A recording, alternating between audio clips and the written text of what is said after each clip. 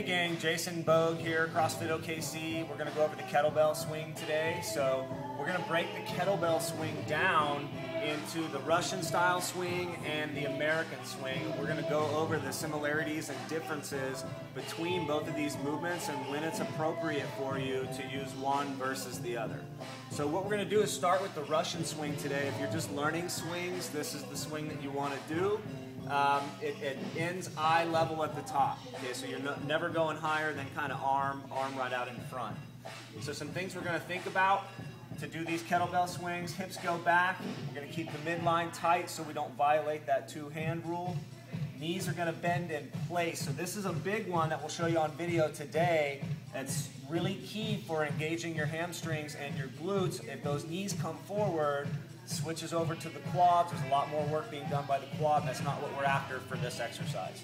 So we're going to snap, aggressively snap into extension, and we're going to keep that kettlebell as a natural extension of the arm, so no limp wrist going on. Okay, guys? All right. So I'm going to approach the kettlebell. I'm going to think about my midline.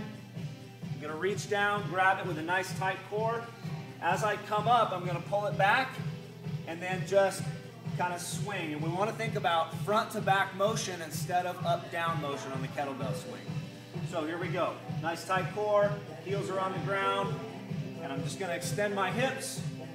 Notice my knees are bending in place, sending the hips back, and I'm going to work up to kind of Russian swing height. Arms stay nice and straight. Got a tight core up top. That's the Russian swing. So, follow me back over here. Again, those hips were going back. I was keeping the midline nice and tight. You guys didn't see me breaking, rounding over at the back. The knees bent in place, so yeah, they were still bending, but they weren't traveling forward during the swing. Snapping into extension, and keeping a nice tight arm, wrist, so that kettlebell doesn't flop around. So one quick key here, if you guys have a problem with this part, follow me over here.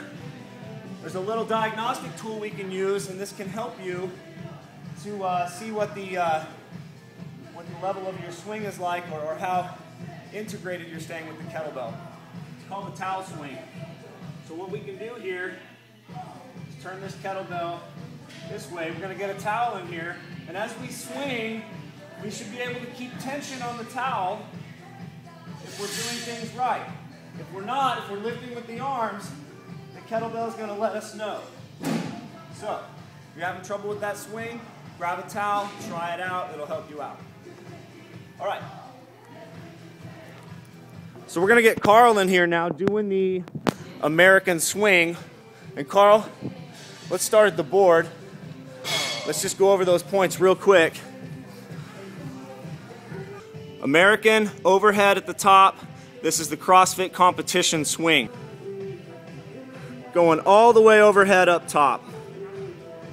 So you really got to be able to control that kettlebell on the way up, on the way down. And Carl just flopped over there because he didn't stay tight at the hand. So it's super important, and it's tough because Carl's experienced.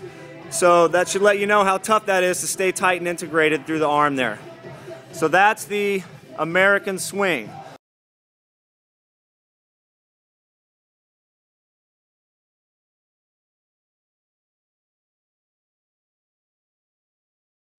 All right, guys, so just for review, kettlebell swings, we're breaking them down into two different versions. We've got the Russian version where we stop at eye level at the top, kind of arms straight out in front.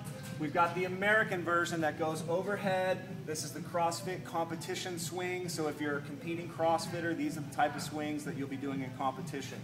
We usually recommend this for competitors or really experienced people only.